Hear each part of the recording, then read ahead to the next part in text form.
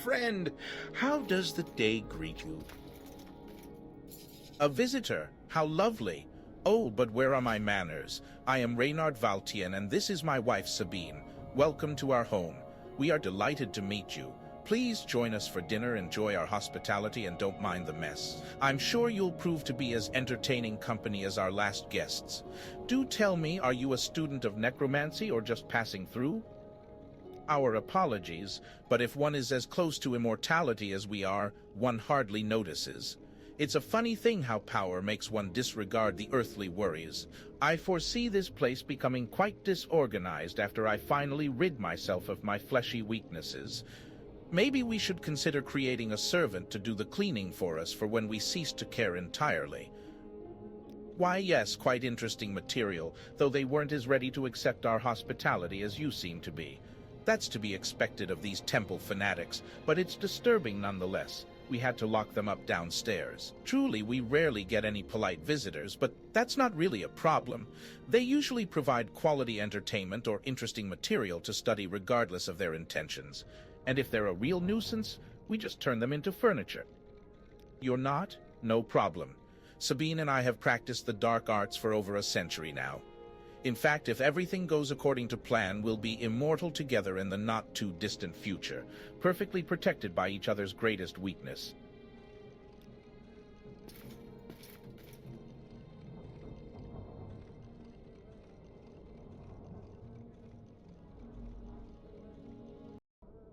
Help me, Sarah. For the sake of everything that's still holy, get me out of this place. The horror. I cannot describe what we've been through. We were sent here to dispatch these devils, but somehow the man dodged all of our blows, and the lich deflected all our spells. They bent us to their will. They tortured us until my sister couldn't take it anymore and took her own life. Please, I am too weak. Open the door and bring me my sister's katana so I can help you slay these abominations and avenge her.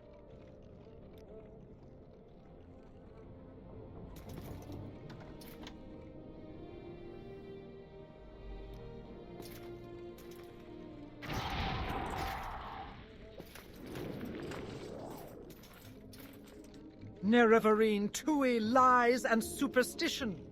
Why do you defy temple teachings? And worse yet, now we learn you are an agent of the Emperor and an outlaw. I warn you. Just because I talk to you, don't think everyone will. Others reach for weapons when they see an outlaw and heretic. Oh!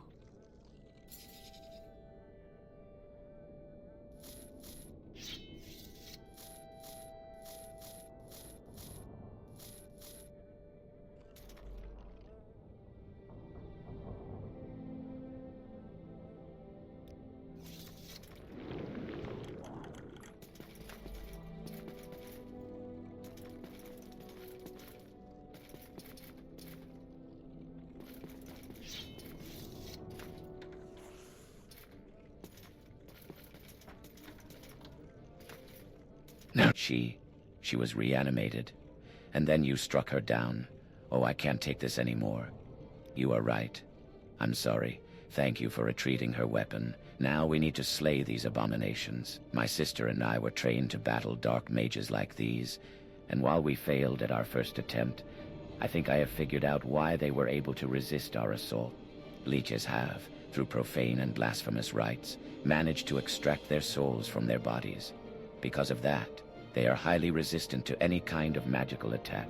Apparently, this one has used her soul to create a powerful enchantment which protects her lover from physical harm. Should the man do the same, they will be almost impossible to slay when they're not separated. Luckily, it hasn't quite come to that yet. Kill the man with magic first, and destroy whatever he's holding that contains the lich's soul. Only then can she be vanquished. Now we should face these abominations and purge their taint from this accursed island. Tell my superiors in Almalexia of my sister's demise. And, if I do not survive, of mine as well. If you are victorious, are you with me? Great. Then let's face them, by the three, for justice.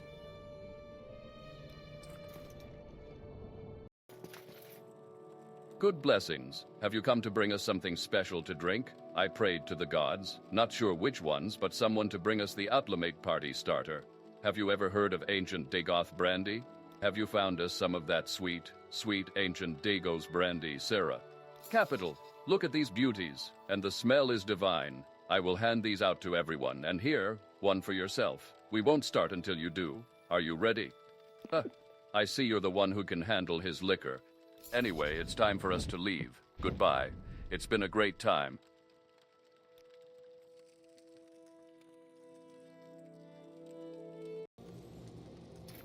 Very good, little mortal. I understand that you had the time of your life. You're expecting a reward, I suppose.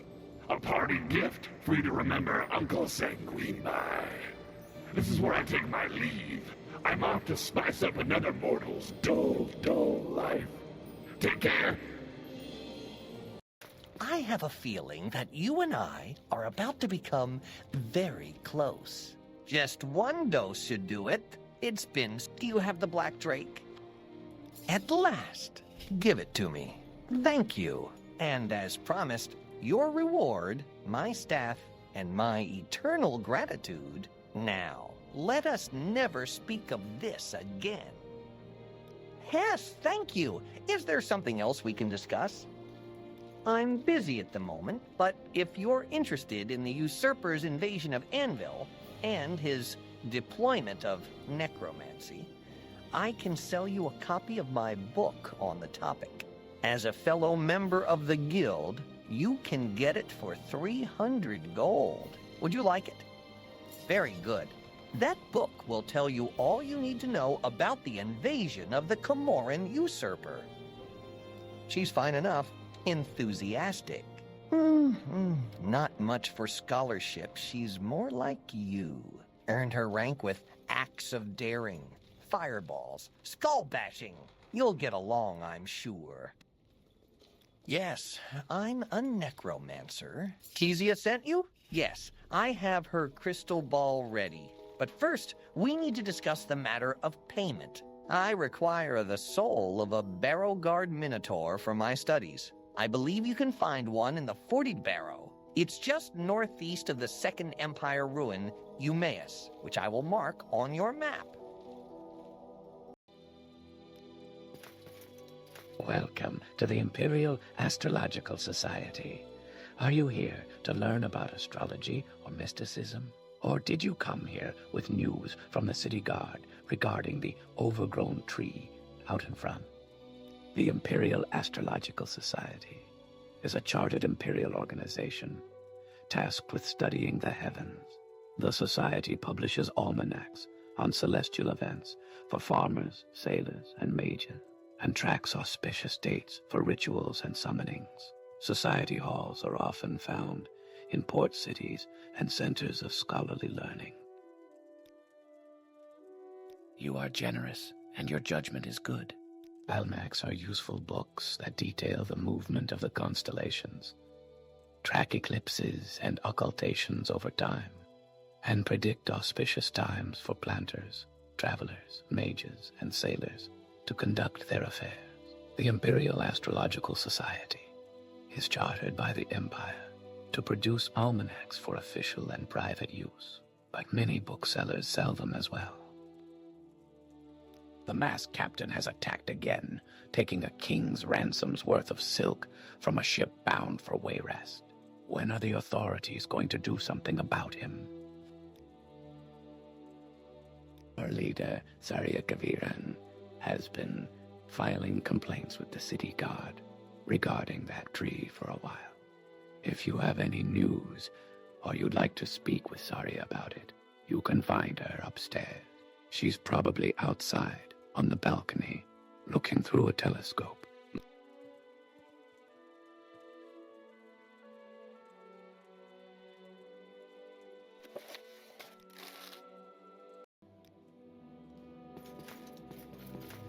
Ajira has some duties for Ajira's good friend.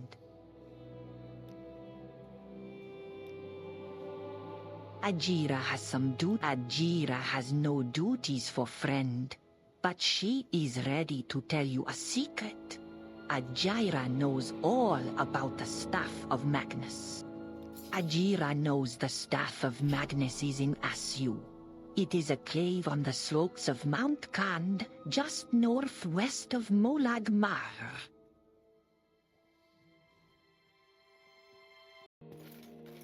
Greetings, greetings. My name is Hamal of Sentinel, a merchant from the faraway province of Hammerfell. Have you come to see the fabled shield of Madhusa's gaze? I have other goods to sell as well. Ah, the shield is truly worthy of all the admiration. I acquired it from an old Doom-dweller nomad of the Alikir desert of Hammerfell. The shield is a beautiful thing to look at, but holds a dark secret. The soul of a Madhusa, a vile serpentine sorceress, whose mere visage can turn men into stone, is bound within it.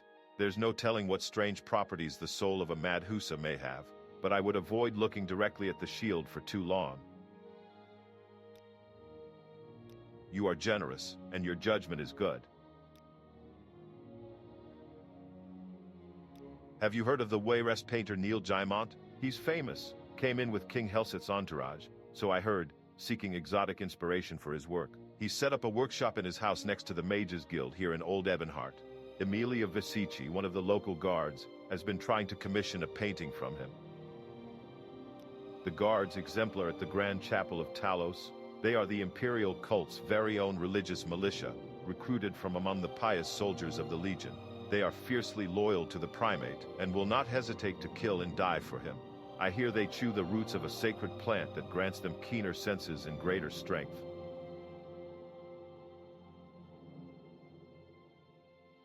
Ours is the largest imperial port in Morrowind, with its inhabitants being mostly settlers, traders, or diplomats from Cyrodil and other provinces. So naturally there's both a great supply as well as demand for goods from every corner of the empire. Wines all the way from High Rock and Calovia, weapons and armor from Hammerfell and Heartland Cyrodil, clothes and jewels from Skyrim, Nibelheim, and the Khajiit kingdoms. Indeed, goods that are everyday items elsewhere may seem like treasures in these lands.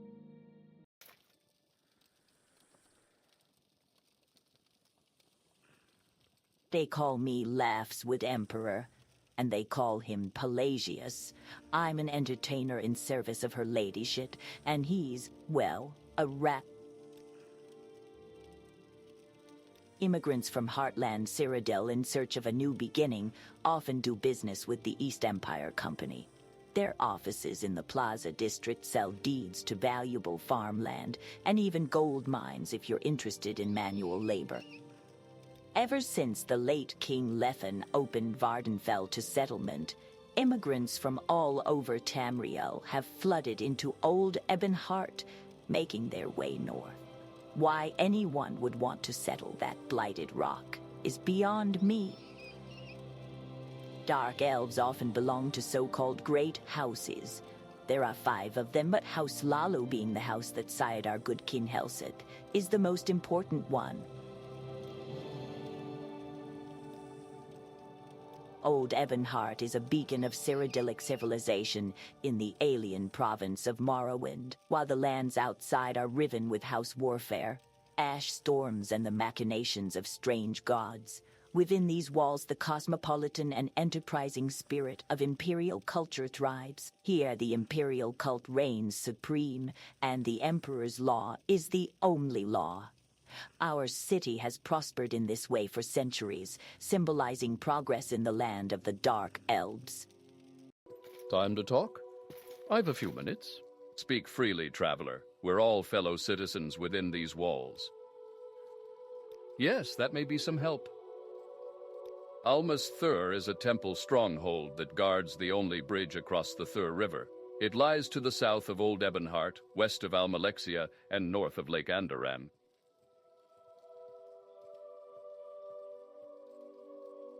Mournhold District is divided into 7 geographic regions: the Methalan Vales to the north, Sacred Lands to the northeast, Nedofril Coast, Lan Orithan, Alt Orithan, including the capital Almalexia, the Sundered Scar, and the Anthirin region, surrounding the river Thur. It is the capital of Morrowind.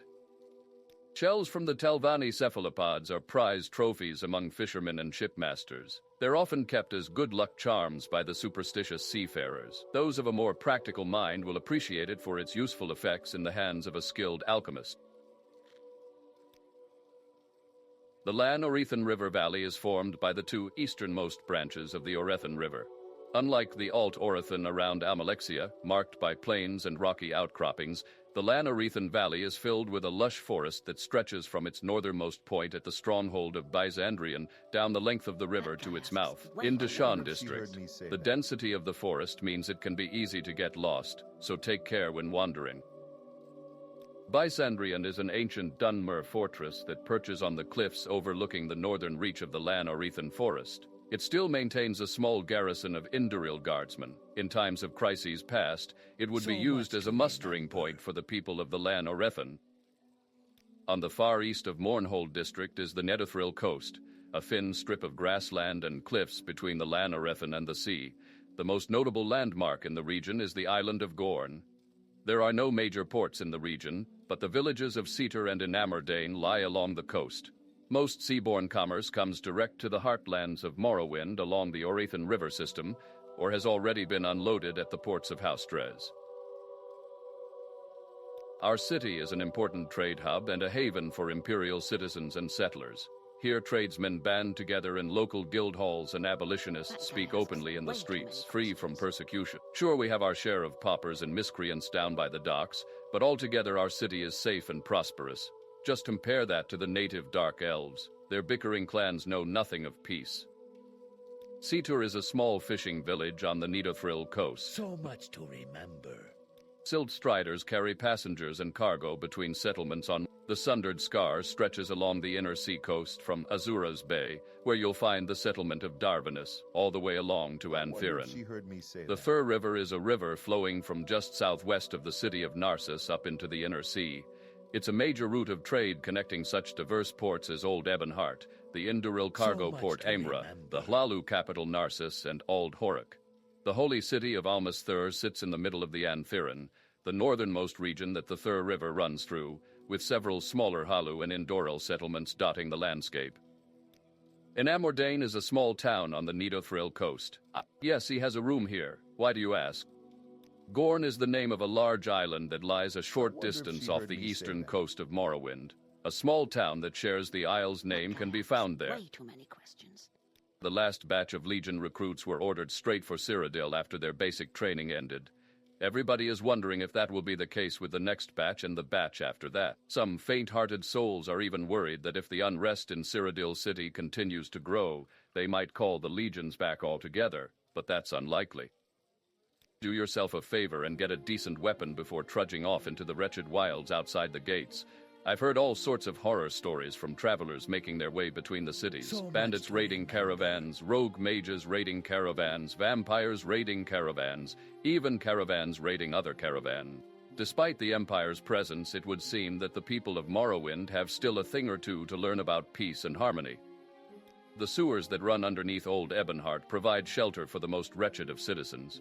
The sewers also serve as a means for shady people to move from one location to another unseen, or even gain entrance to otherwise restricted areas. One should be wary when exploring them, though.